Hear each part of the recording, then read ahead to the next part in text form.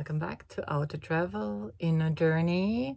Our subject today is the different languages of love. Yeah, that was a surprise to me when I learned about that we all, that no relationship is really off key until we understand the intricate details that make us, and what makes us tick and fall in love might be something super subconscious.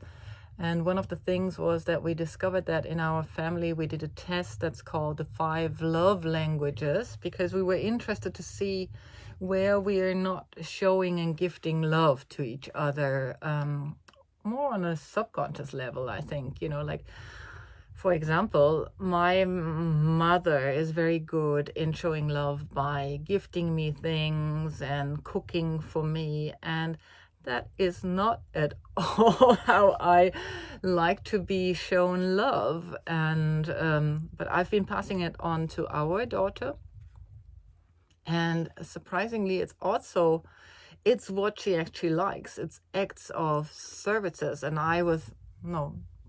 I have to rewind here.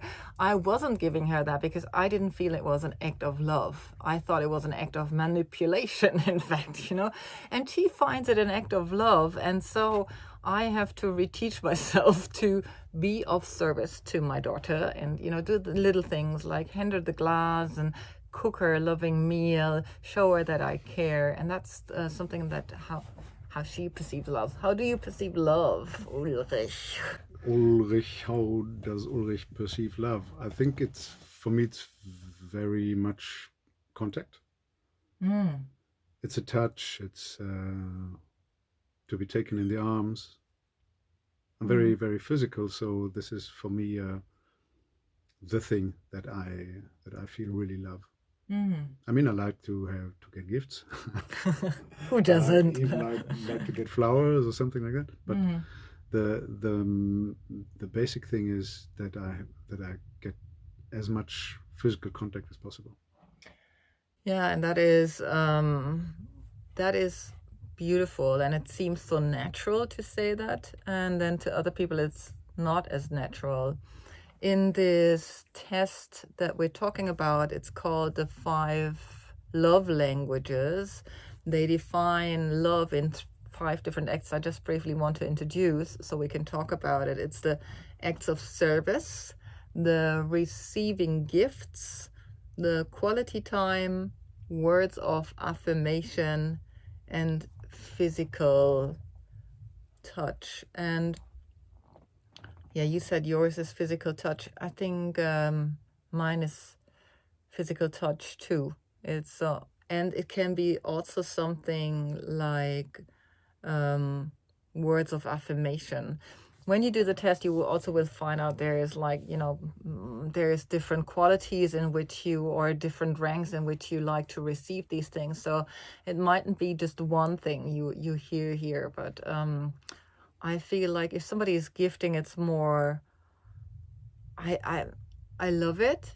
And as somebody who isn't easily being gifted to, it's also at that very moment in time, it's not a sign of love, funny enough, but I can learn to see gifts as a sign of love. But it doesn't mean that I naturally will understand what you're doing, or I might find it more a manipulation. So that's what we wanted to talk about. So maybe it reveals in your own relationship, dear listener. Yeah, I found it very interesting what you said. I mean, I know it now that we made the test. I know that you have a really ambivalent opinion to getting gifts, because you identify it immediately with manipulation by your mother, and so no, acts of services. Acts of acts services. Maybe you think when I bring you some flowers, oh, what has he done now? That he has Suspicious. To convince me with flowers. He's bringing. He not so often brings me flowers. Now he brings me flowers. So what's behind that? For me, it's physical contact. I think because it's just the most direct thing, and I can feel the other one, and I can feel the energy, and I can sense and smell really the goodwill of the other one. Yeah. Much more intense than when I get a gift or when I get a compliment. Or you can speak out so many things, you can give so many things, but the body never lies. And you can sense the other's body. You can sense, if you're sensitive, you can sense the other one's energy. Yeah. And this is reassuring for me. Yeah. Of course, it can also be sometimes that I get this physical contact and it's like, oof, I don't want it. I'm a little bit repelled by it because I feel there's something is not right. But it's also good.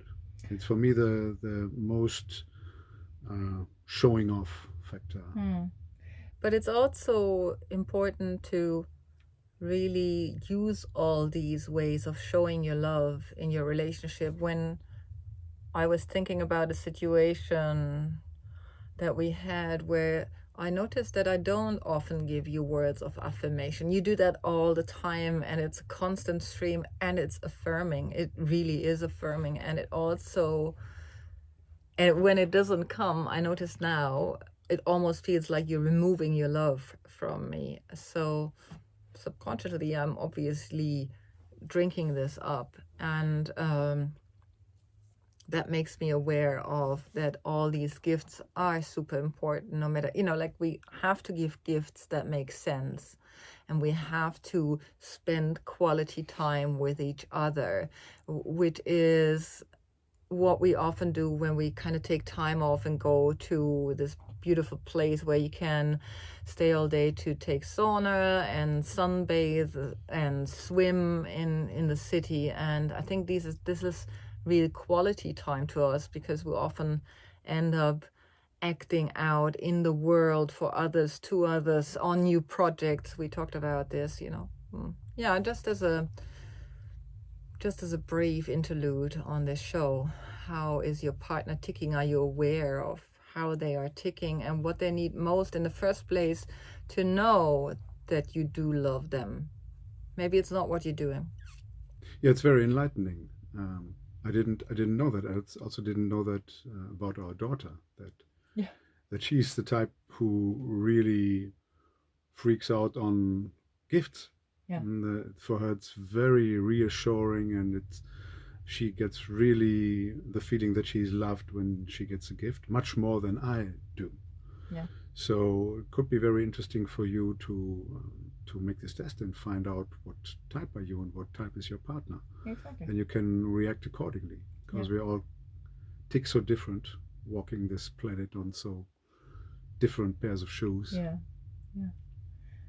And the way to step out of the unhealthy, somebody just said they don't like that word so much, but there's no other way to define it for me, out of a balanced kind of way, living as an individual on this side of the world requires also that we open up and become less self-centered about what we need and what we, how we show up, but that we really come into this realization we depend on each other. And in order for this dependency to stay in a positive flow, it means also to respect somebody and their individual makeup, for example, in how they love to receive love, so to speak. Yeah, and also when you know what the other really likes and how the other blossom, how the other is blossoming, then you can respect also the gift the other one gives to you. So for me, it's when I get a gift from my daughter, it changed the value tremendously. Yeah, I value it much more than before, because I know this is really what makes her tick, and if she offers that to me, then it's a big sign of her love for me. Yes, absolutely. So hope you find that helpful. You can Google 5 love languages and you get so many tests. You just choose what you feel drawn to, but they all work on the same basis. So see you next time, dear listener. Love and subscribe to us. We love that. It's also a love language to me. Until next time, bye.